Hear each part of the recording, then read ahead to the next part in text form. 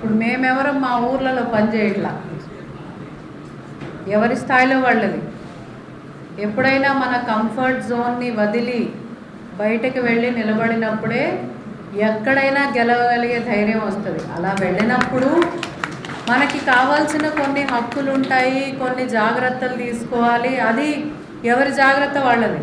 నేను నా ఊర్లోనే పని చేస్తాను, నా ఊర్లో ఏమన్నా ఉద్యోగం ఉందా అంటే మీ ఎదుగుదల అక్కడి వరకే పరిమితం అయిపోతుంది. అది దయచేసి మైండ్లో పెట్టుకోవాలి. ఎవరైనా కానీ చదువుతూ పని చేయాలనుకున్నప్పుడు అది వేరు, కానీ ఉద్యోగ అవకాశం ఇప్పుడు మనకుండే ఈరోజు ఉండే పరిస్థితిని దాటి మెరుగుపడి బయటకు వెళ్ళాలి అనుకున్నప్పుడు ఎప్పుడైనా మన కంఫర్ట్ జోన్ దాటి ఒక అడుగు వేయాల్సిందే.